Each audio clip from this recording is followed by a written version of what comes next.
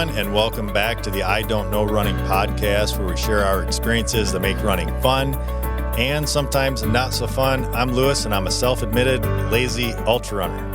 And I'm Mitch, and I ate way too much fish last night. Yeah, we did.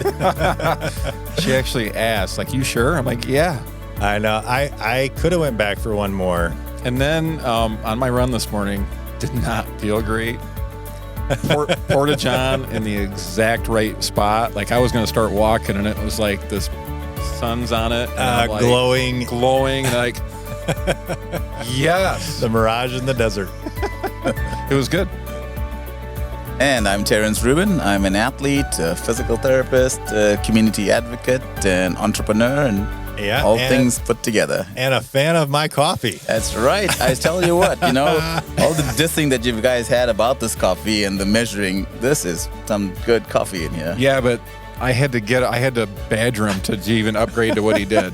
You had to taste it before. Well, I appreciate the upgrade. The thing is, you didn't have to badger me. It's just how things went. We, for whatever reason, call it COVID, I don't even know, but somehow we went from drinking what we have now, which still is not super coffee, but it's good. It's approved. That's right, and I'm picky. Yes. So we ended up going back to this, but anyway, yeah, McCafe coffee. Still waiting on that sponsorship. Yeah. But yeah, we have Terence joining us again. Actually, welcome back. Yeah, thanks for having me back, guys. Yeah, this is exciting. We've been talking about a lot of things prior to recording. After I cleaned up my coffee, by the way, spilled like coffee. It's so bad you didn't even want to drink it. No. I tell you what, though, it did concern me a little bit because it spilled next to the switcher here that we have, and on my computer, and on my phone, which is now not here. But yeah, that was an interesting start to the discussion that we were having to have Terence on. And well, he's been here for an hour, and we've been talking the whole time. Yes, about the podcast, about things other than the podcast, about his business, which we're going to talk about. But we want to start. We actually got into this a little bit on the last podcast. A little bit about your story, about your history. I don't remember. What did we even talk about on the last podcast? Well, we talked about it was My Team Triumph. My Team. That's what it was. The focus was My Team Triumph. Yeah, that's right. And then he started talking about where he grew up, and we're like, oh my gosh. Wait a minute. Like, wait, we want to. Like, this is an episode, right? So, because Terence comes from South Africa. That's right. And why don't we start? I just think it would be a real, because we talked again. Mitch and I have.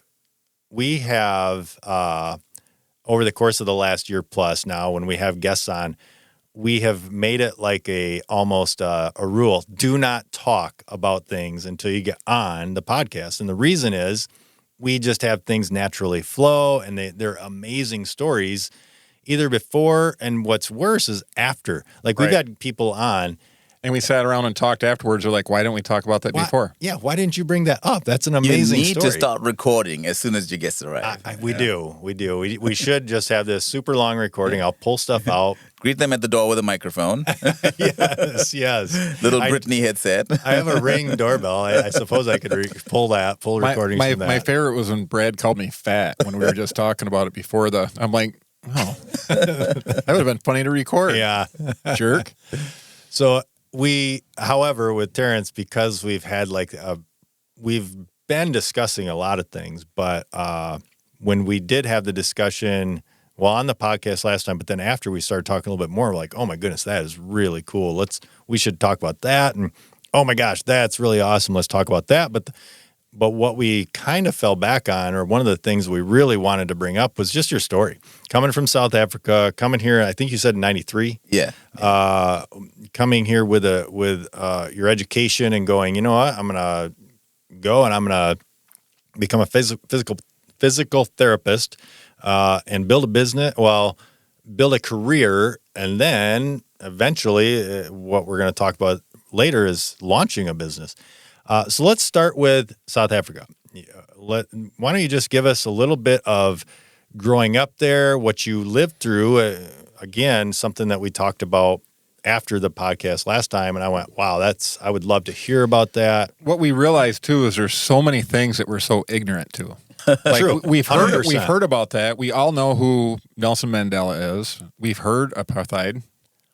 But what really is it? Like, because we're really sheltered. We're sheltered. We're removed. We didn't live through it, even though we did. We were of age to have at least understood it. However, if it's not in your back door, a lot of times we can turn a blind eye and just go on living. So why don't you just talk us through like your childhood growing up and what led you to move here?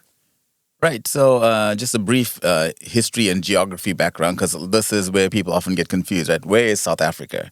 And when I tell them I'm from South Africa, they go, okay, so what country is that? I'm like, no, South Africa is the country, right? Which is in the southern tip of Africa.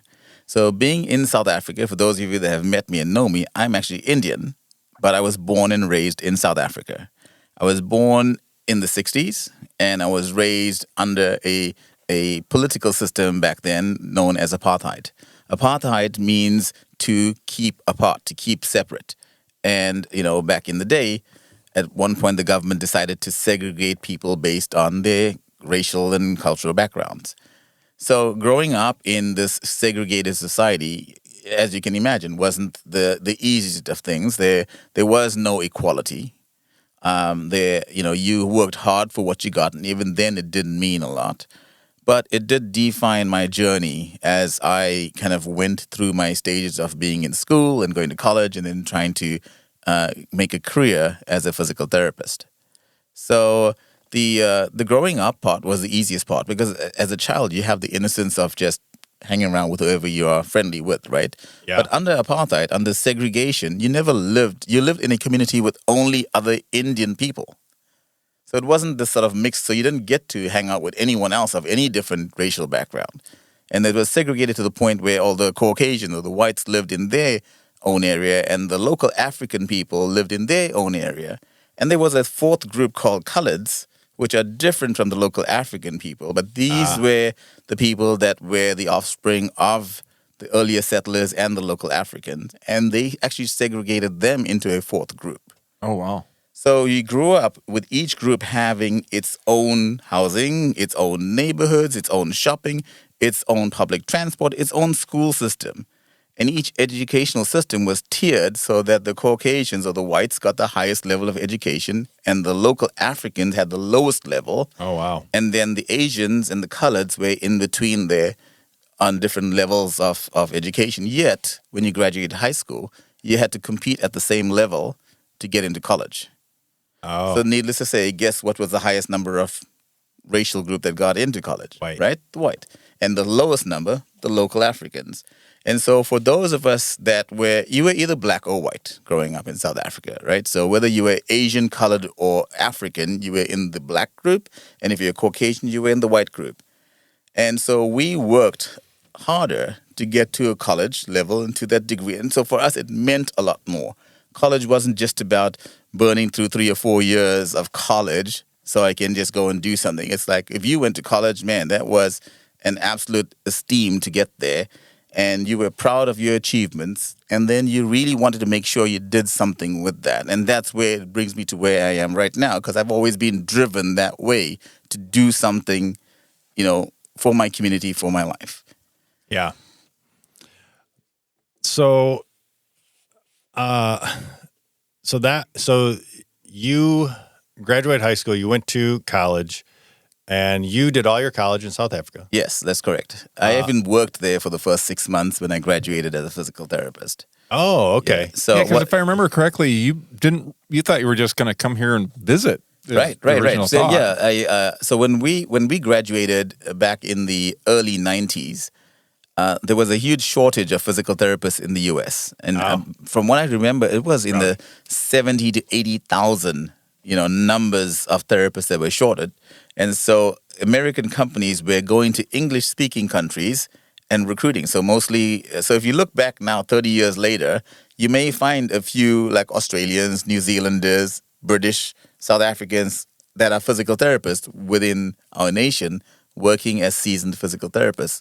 But we all came here, 25, 30 years ago. Huh. I remember the last time, can you just can you give me, and the reason I asked this, because I thought it was a very interesting story. You gave a story of, do you have sisters? Yeah, I have a sister and a brother. Yeah. Older.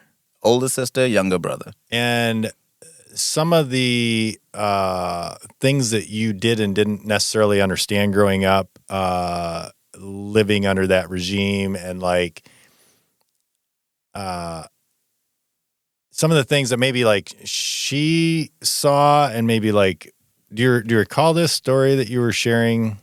No, I don't recall anything specific to that, but I do. I mean, when you say that, what I trigger is, at a certain point in our lives as young kids growing up, you just accepted where you were.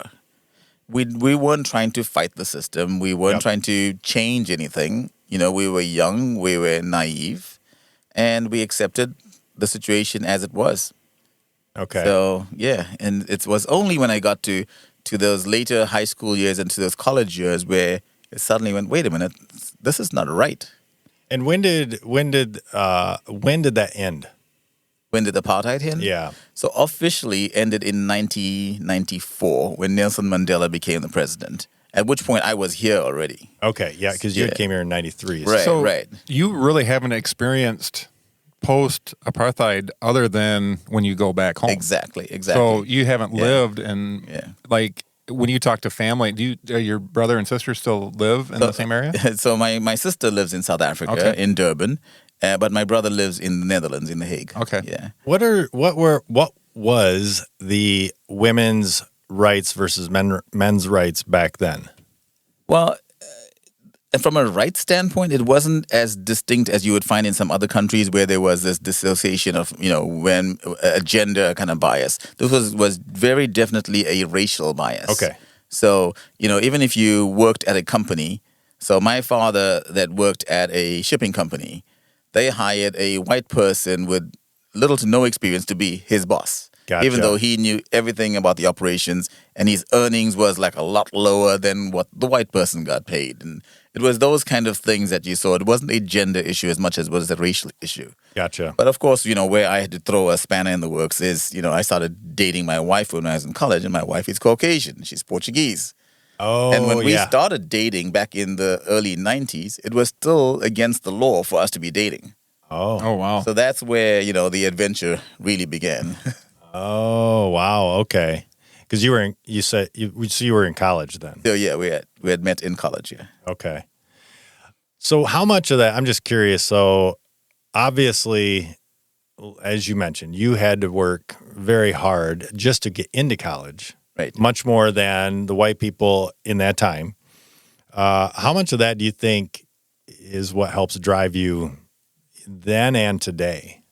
I think a lot of it, in order for us to achieve anything, we had to push limits, not just in education, but even in physical activity. So I ran track like from kindergarten all the way through high school, and I competed at a very high level, which drove me to always be the best. My big four was the 100 meter, 200 meter, 4x100 relay, and the long jump. So back in the day, Carl Lewis, big four. Yeah. That was me, right? Okay. And I was good at it. I would win all the local events. I would get to regionals. I would get to, some of the larger scale national events as well. And I love that. But that drive to always do well and be better, make a better life. But then you also looked at what success could lead to, right? And you looked at the community at large being generally poor. And in order to step out of that poverty, you had to do more. And so the weight of everything was on your shoulders as a young person to try to take that next step up. It makes me think of two things that make you up, I think, and something that you have instilled in your kids that we talked about, and probably a lot of what you grew up in is probably why you have the values that you have. Number one, the drive to succeed, or just to better your life, your family's life. But then the giving back piece, like one of the things, I don't remember what you said, but you said you instilled in your kids, like, it's not about me, It is about what I can give back to my community. Right. Yeah, growing up in a Christian family, my dad was a pastor. Even when he was working in the shipping company, he worked part-time as a pastor and elder deacon. And when he retired, he actually ran his own church. It was a non-denominational church. My mom is still a missionary at 82 doing her thing out there. Oh, okay. And so we were always raised to respect, everyone, regardless of what their background was, regardless of how they identified, regardless of what kind of job they did. So respect. And then we also were trained or taught or raised to give back to our communities, right? When God gives us a certain blessing, a certain skill, a certain talent, it's not for us to hide it. It's for us to show it, to shine, not that we may take the glory, but that we can do something more to impact the world around us.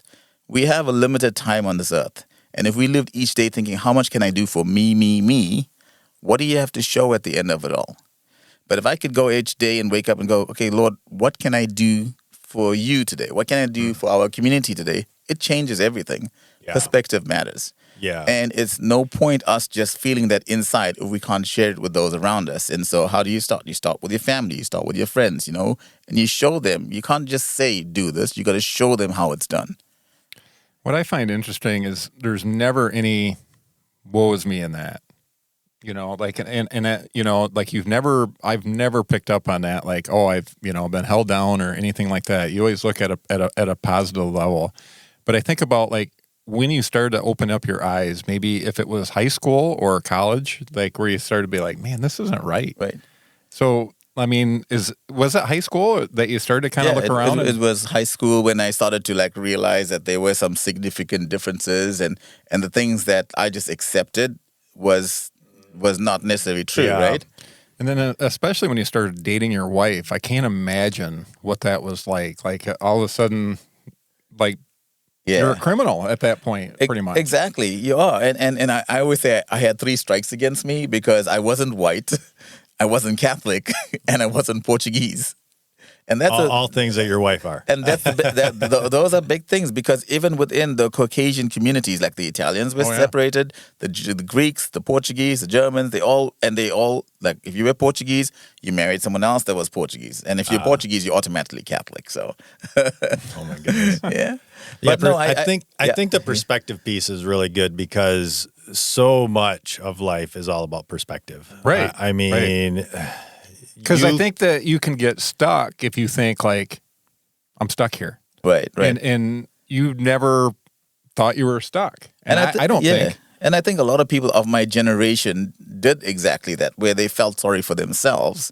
But again, my parents they're super wise people. They seem to be wiser the older I've gotten as well. Yeah. And so now you think, man, they were really smart. I know. I'm not. They're like weird. They're like, you know what?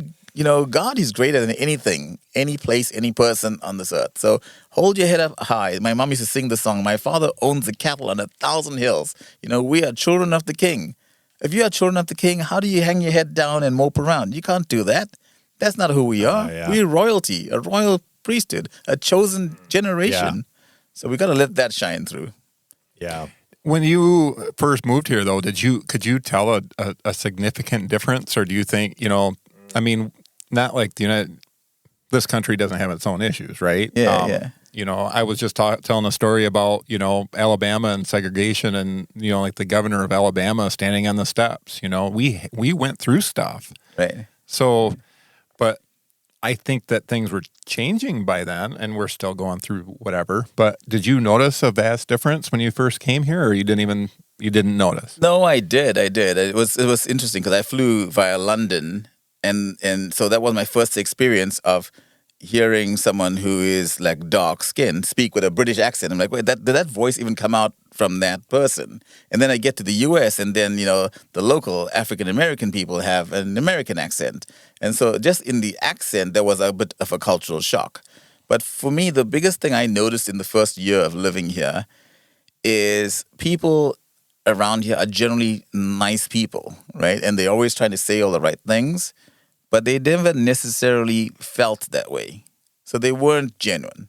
And so I had to be very cautious about that. Like I always said, in South Africa, I knew people that were racist, and they let you know they were racist. Yeah. But here it was the subtle racism where it was like, oh, but that's okay because you're not black. If they would say wow. something derogatory, or make fun of your accent because I said tomato instead of tomato or something like that. We're gonna get Lewis to start saying tomato. Yeah. I know. I'm trying to get these guys to actually say something, a catch word, so we can tell their voices apart. Terrence thinks we sound too much alike. So did you come to West Michigan then? Yeah. So the first company that recruited me from South Africa was a company called Gary Niederfeld and Associates, G&A. They were based in Grand Haven. So when I took that first job, I wanted to be close to headquarters. So my first job was at Gratiot Hospital in Alma.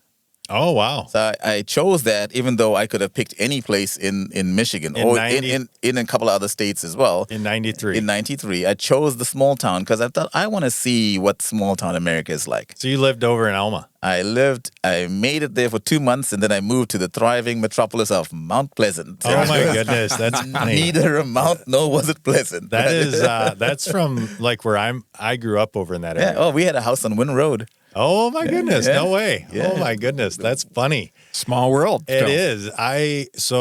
I grew up about 15 minutes, 20 minutes, just a little southeast of Alma. Stanton. Like nobody knows where Stanton is. Stanton. That's near Ithaca? So you know where Edmore is, Yes. I'm sure. Oh, yeah, it's just south of Edmore, just right? south of Edmore. Yeah, I actually ran a practice in Edmore. No way. Yeah. Oh, And I would my go down to like goodness. Crystal and Vesterberg Yeah. and all those little towns. Wow. No idea. Did you happen to have any therapy when you were up there in Edmore? No, I was too young then. He needs therapy. I'm younger than you guys. I actually left in 92, graduated in 92 and left when the Marine Corps and then came back in 96. Oh, yeah. Got out in 96 and came back there. Were you still there in 96? No, in 96 is when we then moved. And my wife and I worked as traveling therapists and lived in other parts of the U.S. Oh, For 2 years and came and settled in Grand Rapids again. wow. So where all did you travel? So, yeah, we actually ended up going to Indiana, and I lived in Vincennes, little town of Vincennes, which is just south of Terre Haute. So it's right on the border of Indiana and Illinois. Oh, okay. So my claim to fame there is I got to celebrate New Year twice. Because I could just cross the bridge and that's celebrate funny. again. We lived in New York. Oh, So upstate New York, my wife worked at a place in Syracuse. We lived in Syracuse, or Liverpool, a little suburb there.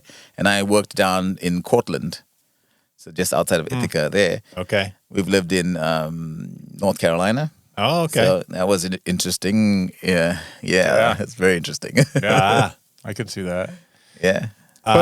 So we kind of touched on that. Like you left before it really officially ended. Yeah, So right. how, did you keep track? I mean, you have to keep track of your family and all that stuff. But how Right. much did things change since then? Like you know- notice that, like you're not living in it, but your family Right. is. Yeah, no, experience on the ground, not a lot changed. But even when I was there, I remember doing a road trip to go and see Andre Crouch that was playing in Johannesburg. We were living in Durban, so we did the road trip. We drove out there, and we stopped at a place to get something to eat, and it was a white owner that owned the business. And he basically said, "We don't serve your kind in here. You need to get out." this was when you went back. This is when I was there, when I was living Oh. and growing up there. So you just learned how to automatically avoid those kind of places and those kind of situations. And so when that's entrenched in you, and even then when things do open up, you still sort of avoid them. And I think that's how our families just they just lived with the situation they were always lived with. So they still don't go to those places because they avoided them before. Right. And then like most of my family that lived there still live in the Indian sort of communities and neighborhoods. Okay. Even though right now it's not segregated, but they still continue to. It's sort of it is and it isn't. It's where desegregated, it's not segregated by law, but Yeah. they remain segregated. There are areas where there's mostly a Caucasian population, and like where we have a house in South Africa, and like our house is in the middle of a Caucasian neighborhood that used to be a predominantly Caucasian neighborhood. gotcha. So there's mixtures, but they're in smaller groups. Gotcha. Yeah. So then you obviously came here, and you have all you basically built a career, a practice Right. around physical therapy, and you landed here in West Michigan. where all of you, what is your West Michigan practice been? Yeah, so I came to West Michigan in 1998. Okay. And we actually were here as contract therapists. So during that travel bit, Oh, okay. we were actually doing a travel contract here. And we were contracted to what is now U of M West. So it was Metro Health. Yep. And the director at the time said, hey, we love the skills that you guys have because I have a background in sports. My wife has a background in neuro. And would you guys sit down with us and maybe listen to an offer that we can make you? And we're like, we're not really interested. We want to travel. Like, we're paying you guys anyway. Sit down and listen, hear us out. So we did. And long story short, we accepted positions with them. And now all the therapists that worked at Metro Health back then, or actually back then it was Metropolitan Hospital, were contracted via Mary Free Bed.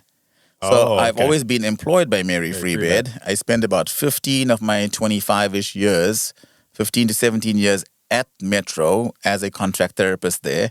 And then in 2016-ish or so is when I actually moved and started working directly at Mary Free Bed and built a sports program there as well. So my experience in West Michigan started off with when I was interviewed, 20 plus years ago, they were trying to create a sports program.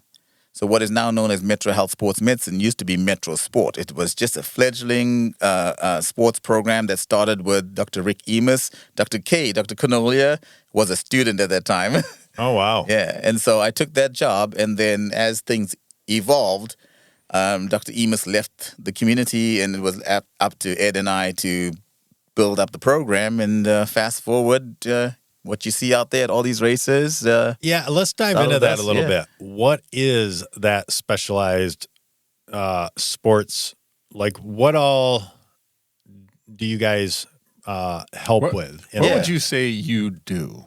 Yeah. Because let's dive into that. Yeah. What is you? Office reference? Yeah. No, that's a great question because so it's all about recognizing what a community needs, right? So as an athlete, I know what I'd like to see at a race, and I wasn't seeing that here locally.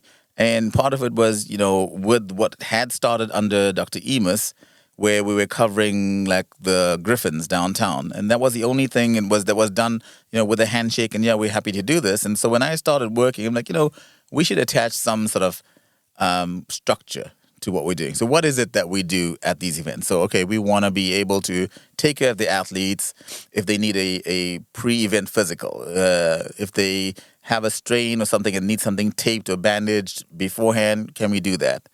Then we at the sideline. So while they're playing, if they get injured, can we handle that? And then after, when they go to the locker room again, can we handle that injury there? And then that evolved into, we were also covering Riverbank Run back in the day. But back before we started helping out, it was just one nurse with a stethoscope that did this. And I'm like, well, that's not going to be, enough manpower. And so we used, and they used a lot of volunteers to help, but none of the volunteers, or very few of the volunteers had sports experience or helping athletes. They were just there trying to, if you passed out, they would fan you or help you in the first aid kind of way. Get you out of the way. Yeah, but not so much like, hey, my muscles cramping up. Can you stretch it out so I can keep running? And for me, my whole goal with my career has always been, and even with the athletes that I've seen over the years, has always been, and which is why, again, people love seeing me, because I never said stop what you're doing. I was just going to say, appreciate so that, often. because everybody tells me to stop. Yeah. Right, and that was huge back in the day. They would, the therapists and the physicians would literally tell the patient, if you don't stop running, I can't see you. And I would say, well, let's just look at what can you do, and let's just manage that. Now, my knowledge on sport was specific enough so that I could tell if someone needed to be running. So if you said, but I want to still run, I'd be like, well, so where are you running? How far are you running? What pace are you running? What gear are you wearing? And once we narrowed all of that down, I would say, okay, so why don't we start off with a 2-mile run at this pace on this terrain? So my advice was very specific. It wasn't just go and run a little. And so over the years, athletes got to really appreciate that I managed their running and I got them through the injuries versus having them stop. So how about for me? I got a herniated disc, It acted up again a couple weeks ago. What? Yeah. What's the? It's making my right leg a little numb here and there. Is that, Did you listen to our podcast about My Team Triumph? We may have a chair for you. I might need it. I am signed up for My Team Triumph for Riverbank. I might have to be a captain this time. I don't know. Oh my goodness. Yeah, no, with the herniated disc and with anything that's discal, if we're trying to manage that, it's all about managing the muscle structure, right? And if the muscles aren't toned enough to manage the skeletal structure, and then the skeleton just collapses on each other, which then adds more pressure. So maintaining good core is the key to managing. Oh. Because it's kind of funny because I think it really flared up when I ran on the snow. I must have been all hunched up and running funny. And you stepped differently as well. Yeah, and then it acted right up, and I had to shut it down for a couple weeks. But I of course, I went, you said something about running 2 miles. I walked for 3 miles, and then the next day I ran for 2 and walked for 1. I ended up with 5, and then the next day I ran 6, and then 8. So I jumped. And did it feel better as you stage it through that? No, it does, but I probably, and today I did 12. Right. And so I jumped it up fast. Right, and therein lies the problem, right? Yeah. In sports, we always say injuries happen when you do too much, too fast, too soon. Right? So I'm a good bad example is what you're saying. Yeah. You're the perfect example of what not to do. Yeah. But I also get that maybe you could do some core strengthening. Yeah. Right. To help that. That sucks. And I think oftentimes we are so focused on our pace and this timetable or schedule that we're trying to meet that when we get injured, we don't know where to dial it back. So just like what you just did, you dialed it back, with some intervals initially, but then you just jumped right back up again. So. Yeah, because I mentally I need something because I was going crazy for 2 weeks. Yeah, no, my favorite quote was from one of my patients. They said, Terence, it hurts more not to run than it does to run. So even though she was injured, running on an injured ankle, she'd rather put up with that pain and run. So I'm like, well, I know you're going to run regardless of what I tell you. So let me tell you how to do it in a more controlled manner. That's awesome. Yeah. That is awesome. Well, we were talking about this the other day, and I think it's related. Sometimes you need a coach to tell you when not to run. Like if we follow training programs and it says, hey, I got to run on this day. Right. Oh, you're actually injured or you got a tweak. You shouldn't run. That's where a coach comes in and is like, shut it down. Yeah. And I think this is similar. And I think this is the shut it down bit needs to be premised with there are other things that you can do though for your body. And this is why I love like tri-sport, for example, because we have the options of swimming and biking when we can't run. But even as runners, I've been preaching, especially in the last 10 years or so, the importance of going to the gym and doing some strength training. And how important that is. And then you bring in nutrition and hydration and electrolytes. I mean, this is we can open up a whole can of worms. Yeah, you dive into all of that with your patients. Yes. And so my whole approach with my patients is to be as comprehensive as possible. I always say when I see a patient, I'm not seeing a sprained ankle. I'm seeing a human being that has goals, that has a job, a career, but also wants to train. But they have a family at home and they have limited time. And so they're trying to do this in a hurry, or they may not even understand that not all shoes are created equal and they may be running in the wrong gear. If I, as a physical therapist, only worked on the injury and ignored all the other factors, I would fail. Yeah. But that's how, like we joke, we say this all the time, we're lazy runners. Well, I was just because we don't do all that extra. We don't do any of that stuff. I was going to say, and that's a lot of runner. Yeah, it is, and that's exactly right. I was going to say, as a lot of runners are lazy when it comes to wanting to do anything but run. Mm-hmm. Well, because that's all they hear, though, right? And so everyone thinks because college runners are running 80 to 100 miles a week, then all of us should be doing that. And it's not true. The studies actually quite counter that. Even in a marathon distance, anything more than 40 miles doesn't show any significant improvement in your performance. Wow. Unless you're a college runner. But if you're not a college runner and you have a job and a family and all the other things, your performance doesn't really increase beyond 40 miles a week. Wow. So but what does happen, the studies show, is that beyond 40 miles a week, we are seeing a high incidence of injuries. Injuries. Yeah.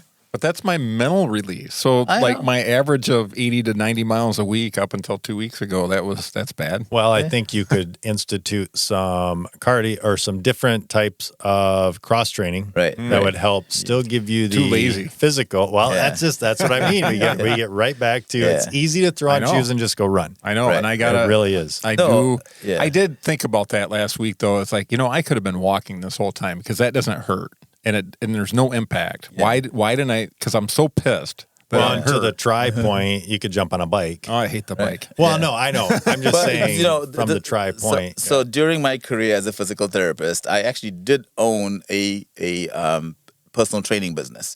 So from 2000 to 2015, 15 years, I owned a personal training business. And the reason I became a certified personal trainer is because I got tired of athletes telling me, but you're just a physical therapist. Even though I had the knowledge and I actually was a runner myself, they didn't buy into what advice I would give them until I became a certified personal trainer. I ran a business for 15 years with no business card and never a shortage of clients. Why? Because when you said, hey, so how much should I run a week? I wouldn't answer 3 times or 6 times. I'd be saying, okay, tell me a little bit more about yourself. Like, how much time do you have to work out? And for me, it's all about, especially as a career person myself, it's all about the quality of your workouts, not the junk miles. You know, if you're going to do something, make sure you're getting something out of it. Don't just go and run because it's a lovely day and I should be running. Right. Yeah. If you're trying to get somewhere. Right. Yeah. If you have a goal, Yeah. how do we work up to that goal? That was it, though. For me, I was thinking I wanted to do another 100-miler. Yeah, So that's yeah. why I was putting in the big miles. Yeah, I was thinking that maybe this fall, if my body can hold up, Yeah. I could make another shot at it. Yeah, well, And I it can failed tell you quickly. what, you guys have been training long enough that you have a good base, and a good base matters. So I think I alluded to this whole Comrades Marathon thing that I did Oh, in yeah. 2010, right? So I actually ran like 3 marathons as training runs for Comrades. And on my last marathon was Flying Pig down in Cincinnati. And it was this day when we were standing in 6 inches of water before it even started. And, Those are good memories. so we got all the way up to the top of the hill, and then the sun came out, and it starts drying out your wet gear. And then you got to come down this last hill at mile 24, at which point, like, You're chafed, everything like- started to hurt. It's the first time I actually got a blister. Oh. This was about a month before Comrades. When I got done, I had such bad knee pain that I could barely walk, and it never settled down. And so for a whole month before an ultra marathon, I couldn't run. I just couldn't. I actually had an MRI and tried to check it out, and it's like, yeah, you could have this, could have that. But no, I ended up running. The long story short of it was I did. Yeah. Because and- at the end of the day, we're still dumb runners, right? Well, In a way. yeah, and faith does drive you, and I think in my case, there's another whole story there that I can unwind. But just for now, But- I finished the Comrades. Yeah, Comrades is on my list. I want to run that someday. And to be fair, it's called the Comrades Marathon, but it's actually a 50 miler. yeah. No, Right? 52? it's a 56 miler. 56 miler. On the road, though. It's Well, not- it's called an ultra marathon because by definition, anything beyond 30 miles, right? But it's also labeled as the world's most grueling ultra marathon for a couple of reasons. Number one, the terrain. It's not, you're not running on flat. It's very hilly. Yep. Even what they call the downhill starts off with a lot of uphills. Which you before said hit is the downhill. actually coastal or wait. Going to the coast is a little harder, which is going downhill is a little harder than going uphill because you Okay. have these series of smaller hills at the start, but you have the significant downhill just before you tortures finish. your quads. Exactly. I mean, it's like steep where you could like reach back and touch the road behind you. Oh my gosh. And you're running on blacktop roads the entire way, so you're not on any trails and dirt. So the sun beating down, the heat, the exhaustion, I mean, all of this Asphalt that's- tearing you up Right. more than So that's what trail. makes it, grueling. Now, when you go inland, you're running up that hill first within the first 15 miles, and then it's all those rollers towards the finish. So it's actually easier on your body. Oh yeah, got it. Terrence corrected me right away when I said uphill. Did you run uphill or downhill? Because they switch the direction every year. He's like, it's coastal or Inland. oh, okay. If you've never ran it, that's all we know. Yeah. is everybody says is it the uphill or downhill way. Yeah. Yeah. So yeah, so my point to that story was that you can take a chunk of time off if you have the right base training and Yeah. still be able to achieve and make your goals. But I noticed it today, like taking 2 weeks off because I did. I've run a marathon already this year, and I was amping it up. I did a few big long runs, and I was feeling pretty good, and then it just flipped. And then running today, I was like, part of it was too much fish last night, but I felt like garbage up until the portage, and then I felt a lot better. You should have joined me at Big Bob's. I should have. I would have settled you just right. I could have washed down all the fish I ate with a couple of beers. The fish was good. It was good. Yeah, no, I think adjusting the pace though matters, right? When you're injured. So it's like I ran the Rock and Roll half marathon a couple of weeks ago. I was not trained to run a half marathon. Where at? What I was in Vegas. Oh, wow. Yeah. I went, okay. met with a friend in Vegas, and we were just going to hang out and have a boys' weekend. It was like, hey, Rock and Roll half marathon is on. We should run that. Yeah. You know how that starts, right? Yeah, you should. And so I'm talking to someone on my national board that says, hey, I can get you guys a couple of free entries if you want. So I'm like, perfect, sign us up. Oh, my goodness. We got 4 That's hours. funny. We can do it. Run on the strip, right? That's my plug. We are always looking for free entries. Just I want to throw that out there. So again. here's what happens. So 2 days later, she goes, okay, you guys are all set. You'll be pushing, Captain. So I'm like, wait, what? You did 19 triumph. So they actually have Team Hoyt out there. Oh, nice. And so this was for me the way in which we have designed what we do with Team Triumph, because I was wearing my Team Triumph arm sleeves, running with Team Hoyt, pushing a captain in Team Ainsley's Angels chair. Oh, man. And it's like, how cool. and at that point, it's not about the brand, right? Yeah. It's really all about the experience to the captain in the chair. Yeah, We had a for fantastic time. But what we had to do, because I didn't train really, I met up with another friend of mine from our board. Jesse ran with me, and we said, okay, we'll do a 4-minute run, 1-minute walk, and we'll keep that pace and try to do a sub 3-hour half marathon, which we did. We did like 2:48 or something. So you reset your expectations. Yeah, you don't go, right, okay, I'm going to kill this one every single time. Yep. Otherwise, my body wouldn't have made it through this week. We did that, not my Team Triumph, but we did that at Crater Lake Marathon. I ran it, went out there with a friend, and there's a 4-mile uphill on that race. Yeah. And right away I'm like, okay, we gotta walk, we gotta do the walk run. And that friend of mine is like, okay, this is what we're gonna do. And he hasn't run as many races as I have, but he's pointed out we're gonna run to that tree and then we're gonna walk. Yeah. And that's what we did for 4 miles. Yeah. And man, did that made all the difference. It totally can. You would get to that tree and you'd be to exhaustion basically, running to that tree. And we were following these 2 girls that were running the whole way. We never lost them. And they were exhausting themselves running that whole way. And here we're doing the walk run all the way up that 4 miles of hill. Well, I think the best advice that I got for comrades is I was talking to Rick Gansey that's done it several times. And he said, so T, what's your plan? I'm like, okay, it's basically 2 marathons and then another 4 miles. So I'm like, I'm going to run the first marathon. And then on the second marathon, I'm going to be doing like a walk-run thing. He goes, no. If you're going to do an interval, start off with your intervals from the first mile. So my interval was about a 5-mile run, which sounds like a lot for an interval, but, you're trained for an ultra. Right. It was like about a 5-mile run and then about a 5-minute walk. But every time when I saw a hill, I would make sure, no matter what the time was, I ran at least halfway up the hill, and then I walked to the top, because there were some long hills there. And the mistake that others made is that they would run the whole time without stopping, but then when they got to a hill, they just walk up the hills. Well, they lost so much of time that they didn't make the cutoffs. Oh. And I actually started off with a friend of mine, a famous runner, but I won't drop any names. But let's just say he used to work for Runner's World. Oh. And we did quite a few of the races here before we went there as training runs. So anyways, we start off together, and he jumps on this pace bus, is what they call it, instead of a pace team. He jumped on the bus. And it was the 11-hour bus, because you have 12 hours to finish this race, and he wanted to do it in 11. So he's like, okay, I'm going to jump on that bus. I'll see you. I'm like, well, I'm sticking to my program. And I get down to about mile 53 or something, and he was at that point on the struggle bus. Oh no! And I helped run him in. Okay. This famous runner, does he have some intervals named after him? Yep. So I know who it is. Okay. Yeah.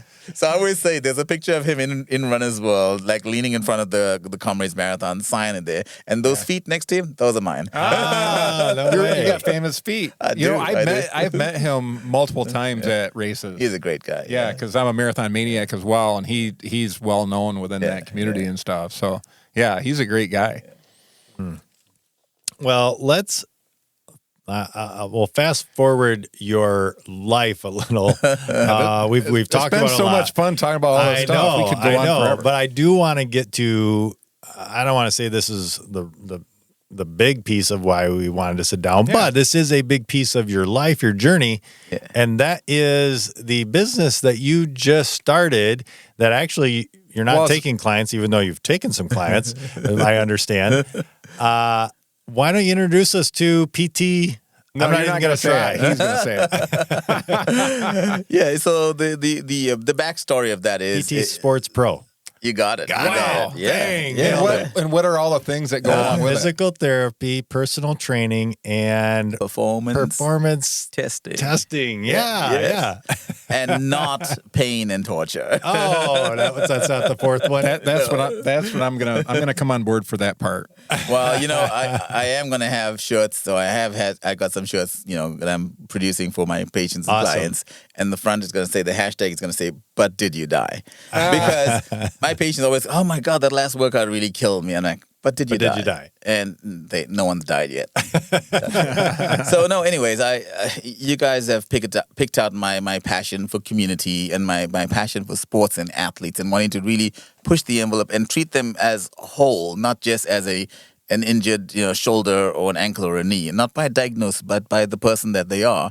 And I noticed that even in our practice that I was working at, it was starting to get more and more restrictive as to what we can and cannot do, both in time and both, just the whole thing. And I'm like, I can't accept this anymore. It's starting to cross a boundary that I'm not comfortable with, at which point I just prayed about it and created my exit and started my own company. And so PT Sports Pro is basically, my tagline is treating you like a pro.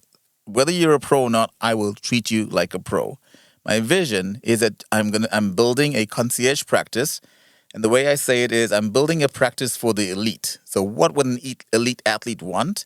That's what I would have, but I'm opening it to the masses. So I will see anyone. It's not just the elite, but I'm designing it that way. So it's going to be a high-level therapy and wellness program, because to some of the conversations we had earlier, it's not just about an injury, but how do you manage your body through the ups and downs? How do I train a certain way? Should I lift weights? What should I lift? I don't even know where to start. Well, I will have all of those tools available, and we'll be providing, assistance for athletes that are, wanting to train, wanting to talk about nutrition, hydration, what kind of plans, programs.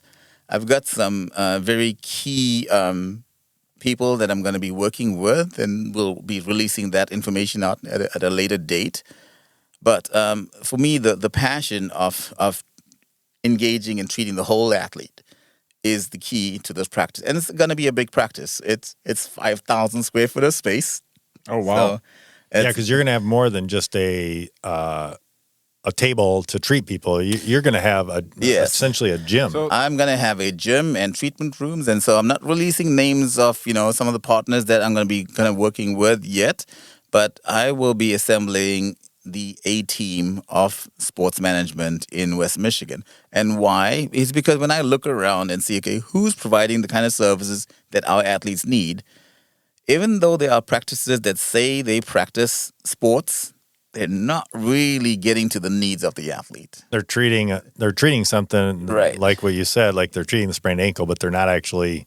Yeah, they're not getting into where the problems are. I mean, I see patients where we're, even in the evaluation, we're identifying, the underlying issues, not just so your doctor says you have a painful hip, so we treat the painful hip. It's like, well, what's causing that pain? And so we work together with our physicians, our orthopedic surgeons, to get down to, okay, is it a labral tear? Is it arthritis? Or is it just a muscle strain? And then we address it accordingly. And I work with a really good team. Over the years of living in this community, I've developed some really good contacts and connections so that I can just text my colleagues and say, hey, I got someone, they have this kind of issue. What can we do? So my patients love it, because when they are having an issue, I can literally text my physician friend and say, hey, I got this patient. Here's what they're experiencing. Can they see you? And we try to figure out how we can get them in. So I act as a connector as well. So I don't just say you should see so-and-so. Right. And then leave him hanging. So we try to really expedite that, because athletes don't want to wait. No. We'll wait before we get to seek help. But when we start seeking help, we want the answer now. yeah. Well, And the so- problem is right. we often still want to keep training, Right, and right. we need to get in Right, front of right. somebody. And this is where my role, especially as an experienced athlete myself, I'm like, okay, what would I do? What would I listen to? And then if someone tells me to stop running or whatever, I'm not going to listen to that. No. They need to give me more information. So I'm structuring and building this whole practice around this concept of concierge care, basically.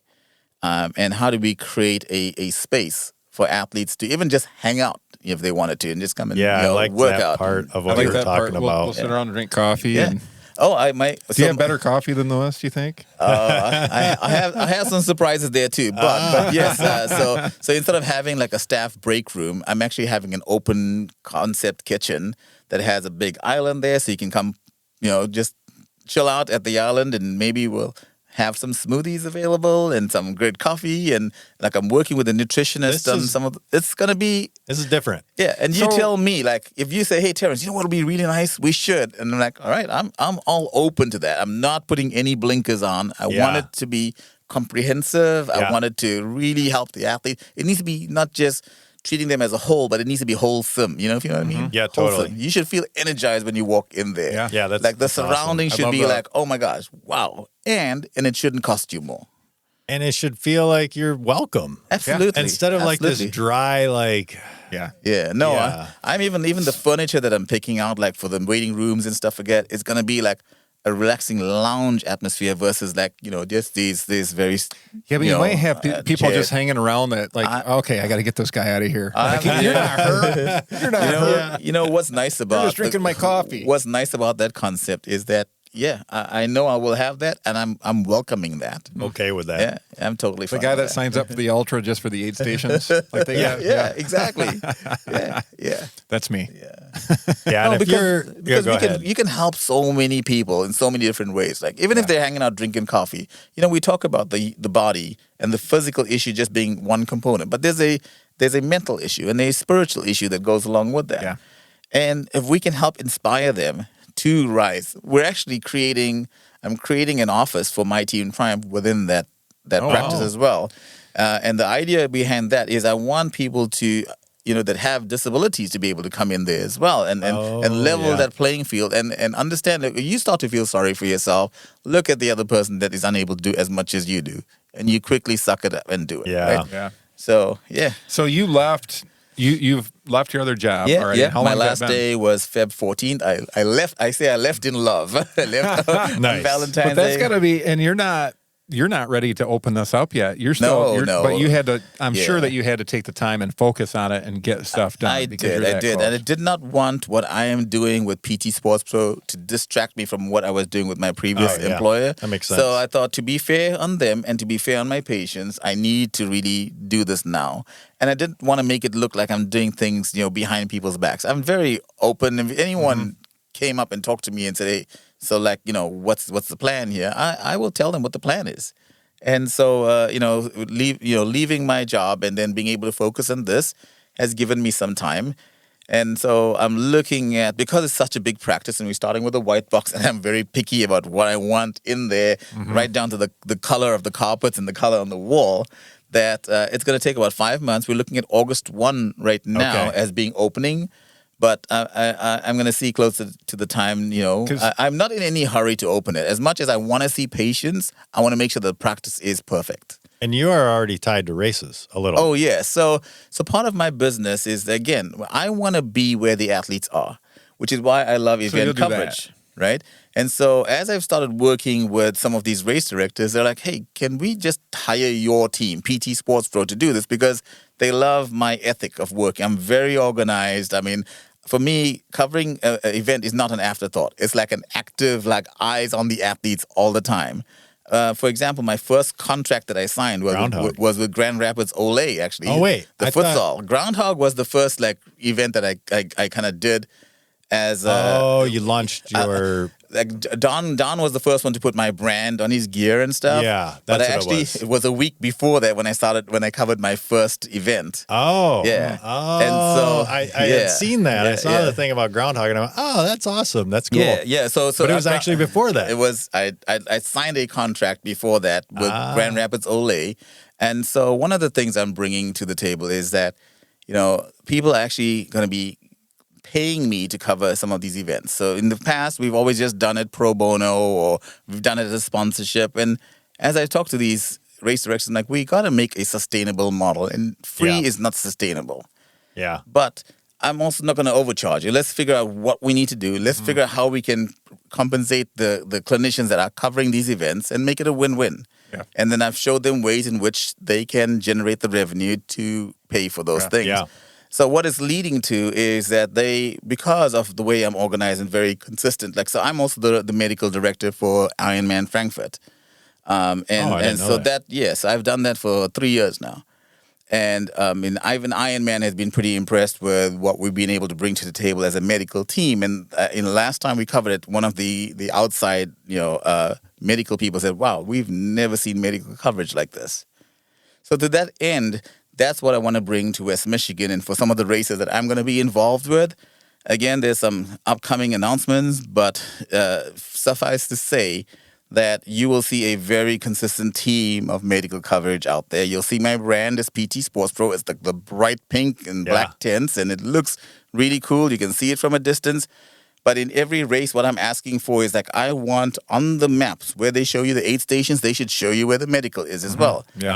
I want the athletes to know exactly what's available at the medical, because we're not doing that right now. We're just sort of there. There's medical, but what is it? Exactly. So I want to be at the swim start finish. When I do Ironman up in Frankfurt, we're very visible, and we help a lot of athletes, especially with cold water temperatures and stuff, or some panic attacks or asthma issues. We can take care of those things and help them continue their race. Yeah, it's not about, I love that though. It's like, we need to take you out. No, we need to get you back in there. Right. And this is whatever that which takes. is why I want to be there, right? If I'm not there at that swim exit, for example, they may get on their bike, and then it builds up and gets worse, and then they may not be able to finish. Mm-hmm. So, I look at the scene of sport and the scene of athletes and look at, okay, what do they need and how can I be there for them?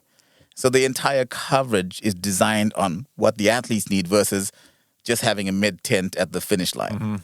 And so even dropped runners. Yeah, and even when I do the finish line coverage, I'm also doing some of the post-race massage and stretch stuff too, because quite often you'll go to the mid tent my muscles cramping.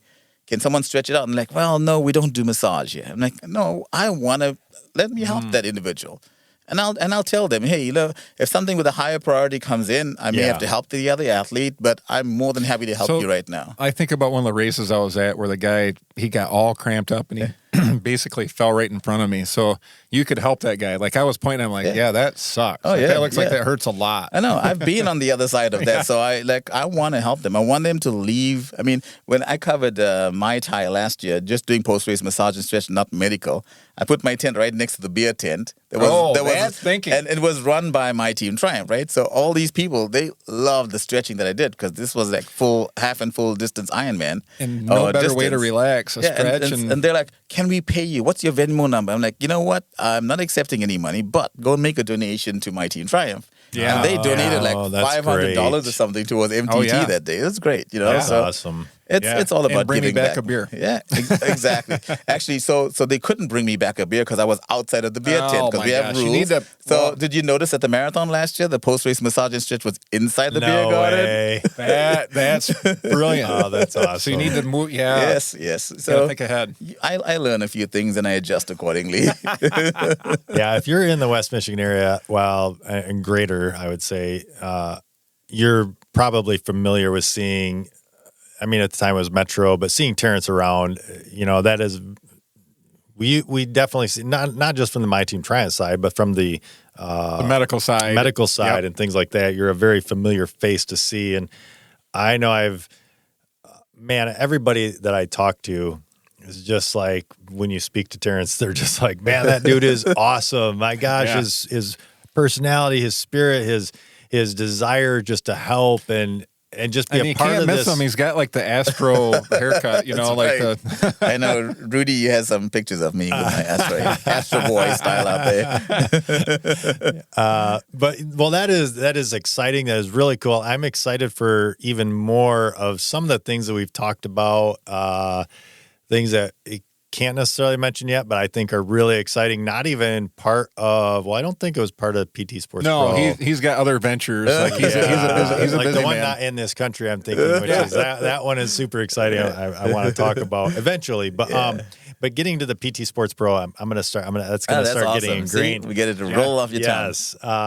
I am excited for that. I'm excited for, and so what you will see, those that are listening to this, you will see that the PT Sports Pro logo, the branding is out there. branding, Yes, the business I actually will have- be at races. Yeah, and I have a Facebook page now that's live, so I'm throwing some updates on that. You can send us that, or we can link that in Yeah, too, yeah, so that we can definitely. get people linked up with that. to start to prep for an August-ish. Right. So what opening. what I'll be using on the PT Sports Pro Facebook page is just like I have some nice video of the practice and what it's going to look like and some plans and some really? Also, I'll be leaking a bunch of things. So by the time we open, I got a feeling that we're going to be pretty slamming. Yeah. Awesome. Yeah. Well, I noticed like you kind of worked that out to kind of take the summer off in a way. You know, I know it's not really taking it off. It's I my guess. sabbatical, yes. Because I laugh. You said Yeah. I think your wife's been teasing you about you being unemployed. Yeah. Yeah. I think that's kind of I fun. like being a kept man. It works. I thanked her for the flowers the other day. She's in Portugal right now, and I'm like, "Hey, thanks for the flowers." She goes, "What flowers?" I'm like, "Those ones, those tulips on the table. You bought them because I used your account." Oh my goodness. No, but I think as we build up to this, I want to be part of change.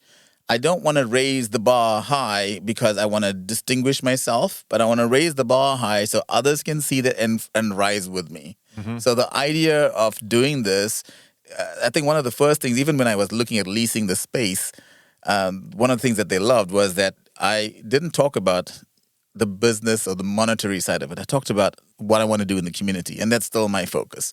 And if I can make a good living, I'm not trying to get rich out of this. I just want to do the right thing and give back to our communities. Yeah, I love what you say there, and it's not setting the bar high so that you can just like propel yourself to it, but it's like, hey, so let's set the bar high here so that everybody else can see what we can provide and do for athletes. It can be done. Yeah, for people in general. Yeah. It's very cool. Well, this has been exciting. And I am excited for what's to come yet. Like I said, some of the stuff that we've talked about, even that we weren't able to cover here, that's additional coming. We both want to run Comrades. So if he goes back home, Right? Yeah. I may have to start a local Comrades tour from here. Yeah. Oh, yeah. we're going along. A group that's going to go to Comrades. Yeah. 2024. Yeah. How does that? I'm sure that race sells out super fast. It does, but there are international slots, and I swear these international slots are incredible. It costs you a little bit more, but boy, talk about a VIP experience, man. Really? Yeah, it is amazing. So we'll keep talking about that. Yeah. That's exciting. There's Well, we'll two. talk There's about two. it There's that, and there's the Two Oceans Marathon, which is a beautiful race. You're running it in Cape Town, and you're basically running on the southern tip of Africa, and you can literally see the oceans. Oh, my. And you got the Indian Ocean on the one side, and you've got the Atlantic on the other side, and just they both are going in a southerly direction, and you just see the convergence of oceans. It's beautiful. You sold me. Beautiful. Wow. Yeah. So we'll talk about this at Big Bob's one night. So we'll do that. Yeah, we have And a what lot. about our recorded meetings? Yes, we have a lot of recorded meetings coming up as well. Well, this has been fun. It's been informative. I really appreciate your story. I appreciate you sharing just your journey, your life, and I love the, just the spirit at which you attack things with, and there's no question what drives you, what motivates you, your faith, things like that you have leaned on through the years to get you to where you're at today. And I'm excited for PT Sports Pro. That's going to be awesome. Amen to that, man. We need shirts. Shirts, yeah. Yeah, that's right. That's right. First, you got to experience the hands. Before we go, I just want to offer up just a moment for you is there something else with PT Sports Pro or something we didn't mention that that you just wanted to end on? Athletes just need to know that just care is not necessarily good care. And so shame on us, on the medical end for not doing consistently good care. But PT Sports Pro will be the game changer. Awesome. Well, Terence, thanks for joining, and I'm looking forward to more of these. Yeah. Thank you for having me. Yeah, thank you. Yeah. This has been fun. We could keep going all day. We could. I'm just trying to be cognizant of time and episodes and things like that. And plus, we've already talked about he's coming back. Yeah. We're going to have multiple of these episodes and cover a lot more information, a lot more things that are going to be coming. But yeah, that is going to wrap up this week's episode of the I Don't Know Running podcast. Be sure to check us out on Facebook, YouTube now. I did mention Instagram. We don't do much on there. We do have an account there, but because it's tied with Facebook. But anyway, check us out on Facebook for sure, YouTube for sure. Like, subscribe to those things. The YouTube one especially because it's new. We are going to be doing more there. So yeah, be sure to like, subscribe, and I don't know, hit that bell thing. It does something about notifying you when we release a video. And give us free entries. And we really have no clue what we're doing with all of this. So we say, I don't know, running podcast. We don't know anything about all of this stuff we're doing, but we appreciate you guys listening. We're enjoying it and enjoying the opportunity to talk with people like Terence, who are doing amazing things for the sport that we do love and enjoy. So it's much appreciated. But yeah, that is going to wrap up this week's episode of the I Don't Know Running podcast. Be sure to tune in next time as we share more about what we just don't know. Until then, happy running.